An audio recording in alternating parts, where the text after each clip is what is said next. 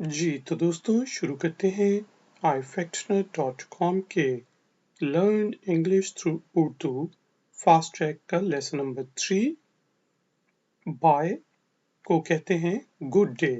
यानी कि आप किसी से बात कर चुके हैं और अब आप उससे इजाजत लेना चाह रहे हैं तो आप कहेंगे good day. Good day.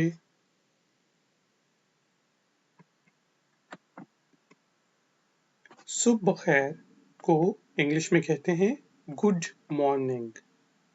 Good morning. Good morning. ठीक है जी। सब चीजों के साथ अब हम गुड लगाएंगे यानी कि सुबह बखैर, शाम बखैर। गुड आफ्टरनून यानी कि अगर आप दोपहर में किसी से मिले 12 बजे के बाद तो फिर आप कहेंगे good afternoon. Good afternoon. Good afternoon. 12 बजे से पहले आप कहेंगे गुड मॉर्निंग।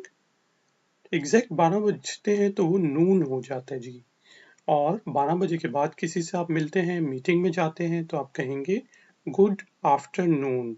यानी कि नून जो है आफ्टर नून, आफ्टर 12 बजे के, 12 बजे के बाद।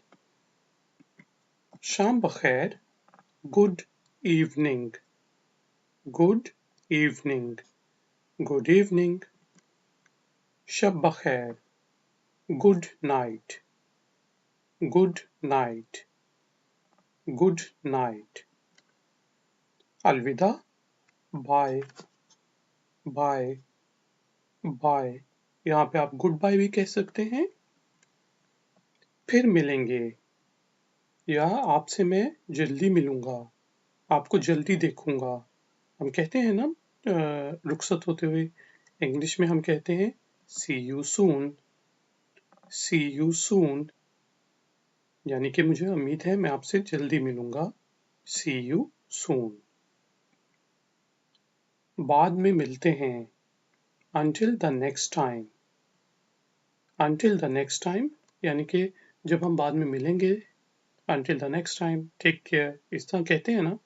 बाद में मिलते हैं, बाद में मिलेंगे, उस वक्त तक अपना ख्याल रखना। इंग्लिश में हम कहते हैं until the next time। until the next time। कल मिलेंगे see you tomorrow। see you tomorrow। see you tomorrow।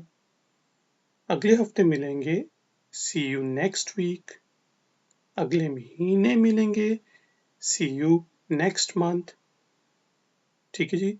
शाम को मिलेंगे see you in the evening। मैंने तुम्हें मिस किया। I miss you। I miss you। मेरे साथ बोलें I miss you। मैंने भी। अगर आपको कोई कहे मैंने तुम्हें मिस किया तो आगे से आपका जवाब होगा मैंने भी। इंग्लिश में हम कहेंगे me too। अब ये जुमला भी ग्रामेटिकली गलत है कि मी कभी जुमले के शुरू में नहीं आता, लेकिन आम बोलचाल में नेटिव स्पीकर्स अंग्रेज ऐसे ही बोलते हैं me too. I miss you. Me to.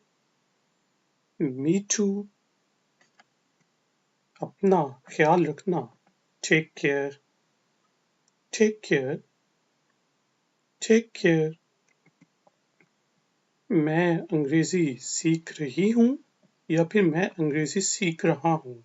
याद रखें कि फर्स्ट पर्सन प्रोनाउन के साथ हम आई ही यूज करते हैं, उसमें कोई डिफ्रेंशिएट नहीं होता। इसी तरह सेकंड पर्सन यानी कि यू के साथ भी वो लड़का हो या लड़की हो, मुज़क्कर हो या मुअन्नस हो, सेम चीज यूज होते हैं करते हैं। जबकि थर्ड पर्सन ही और शी में हम डिफ्रेंशिएट करते हैं। वो लड़का ही होता है, वो लड़की शी होती है। I am learning English. I am learning English. मेरे साथ बोलें I am learning English। यहाँ पे हम I am को शॉर्ट करके I apostrophe M भी लिख सकते हैं और आमतौर पे हम बोलेंगे जल्दी में I am learning English। You are learning English। लड़का और लड़की हो, लेकिन वो लड़का अंग्रेजी सीख रहा है। He is learning English। वो अंग्रेजी सीख रही है, शी इज लर्निंग इंग्लिश। ठीक है जी, ही और शी में हम डिफ्रेंशिएट करते हैं, जबकि अगर हम ये कहें कि वो अंग्रेजी सीख रहे हैं तो सिंपल होगा, वो लड़के हों या लड़कियां हों, मुज़क्कर हों या मुअन्नस हों, दे आर लर्निंग इंग्लिश। हम अंग्रेजी सीख रहे हैं, वी आर लर्निंग इंग्लिश। हम अंग्रेजी सीख रही हैं, वी आर लर्निंग इंग्लिश। अच्छा, मैं अंग्रेजी में बात करना सीख रहा हूँ। पहले था मैं अंग्रेजी सीख रहा हूँ। अब अगर आप ये कहना चाह रहे हैं कि मैं अंग्रेजी में बात करना सीख रहा हूँ, तो आप कहेंगे I am learning to speak English. I am learning to speak English. I am learning to speak English. क्या आपको मदद चाहिए? Do you need help? Do you need help? Do you need help? तो guys and girls, ये था हमारा अभी का lesson number 3 by ifactioner.com। Please इस वीडियो को लाइक करें, चैनल को सब्सक्राइब करें, ifactioner.com को विजिट करें। मैं आपसे मिलता हूँ नेक्स्ट लेसन में। Until then, take care. Bye.